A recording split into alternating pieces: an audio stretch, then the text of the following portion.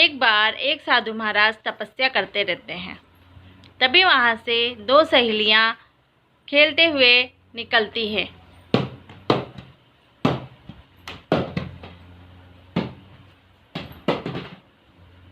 साधु की तपस्या को भंग करते हैं। नहीं, मैं तो नहीं करूँ। तू तो डरपोक है। मैं ही इसकी तपस्या भंग करती हूँ। कौन है दुष्ट? रोहिणी, हंस मत। साधु बाबा जाग गए हैं। लड़की, तुमने हमारी तपस्या भंग करी है और तुम हंस रही हो। मैं तुम्हें श्राप दूंगा। नहीं, मुझे श्राप मत दो, मुझे माफ कर दो। तुम्हें ऐसे अपनी भूल का पता नहीं लगेगा। मैं तुम्हें श्राप ही दूंगा।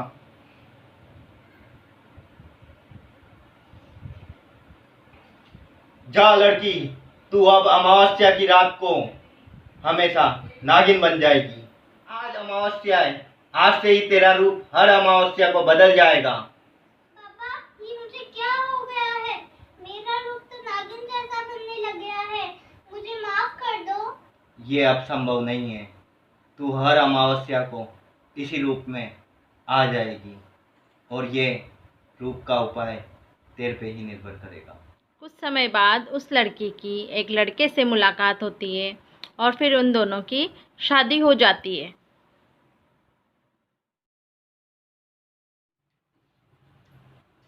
बहू, ओ बहू। हाँ माँ जी। अरे मैं कुछ देर के लिए बाहर जा रही हूँ। तुम घर का काम कर लेना और मैंने बाज़ार से सामान लाने के लिए लिस्ट बना रखी है, वो भी ले आना। ठीक है? ठीक है माँ जी। माँ जी तो गई। अब मैं अपनी शक्तियों का उपयोग कर लूँ। मैं चुटकी बजा देती हूँ जिसमें घर का सारा काम हो जाएगा। चुटकी बजाने से घर का सारा काम हो गया। अब मैं आराम से सो जाऊंगी। बहू, ओ बहू, बहू। माँ जी। हाँ माँ जी। अरे बहू, कितनी देर से आवाज़ लगा रही थी? क्या कर रही थी? गेट भी नहीं खोला। माँ जी, मेरी आँख लग गई थी। आँख लग गई थी?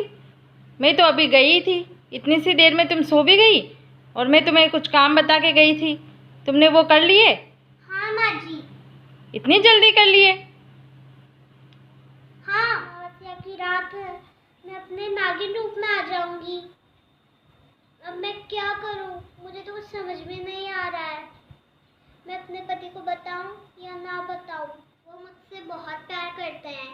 मुझे उनसे कुछ भी नहीं छुपाना चाहिए। मैं उनको कल सुबह होते ही सब कुछ बता दूंगी। अरे, मेरा तो रूप बदलने लग गया है। मेरा रूप तो बदल रहा है। मुझे आज की रात बाहर ही बितानी पड़ेगी। मैं यहीं सो जाती हूँ। अरे, रोहिणी कहाँ गई? मैं उसको देख के आता हूँ। रोहिणी, रोहिणी, रोहिणी, रोहिणी। अरे, तुम कौन हो? और रोहिणी कहाँ है? अरे आप, मैं आपकी ही रोहिणी हूँ। मैं आपको इसके बारे में बताने ही वाली थी, लेकिन मैं आपको नहीं बता पाई। आप बैठिए, मैं सब बताती हूँ। तुम मेरी जीवन साथी हो। हमारे साथ देना मेरा ही कर्तव्य है। सुबह साधु महाराज के पास चलेंगे। हमारे इस रूप का उपाय पूछेंगे। सुबह हो गई। माँ उठे उससे पहले अपन को निकलना चाहिए। ठीक है, चलो।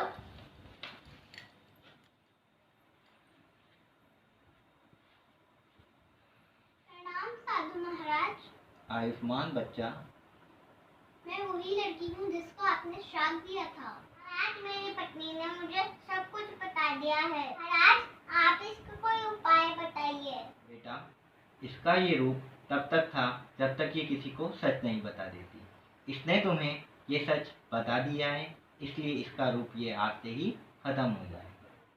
महाराज, मेरा रूप तो सही हो रहा है। धन्यवाद महाराज। कान से हमें ये शिक्षा मिलती है, हमें किसी को कष्ट नहीं देना चाहिए और पति पत्नी के बीच में विश्वास होना चाहिए। Please subscribe and like my channel.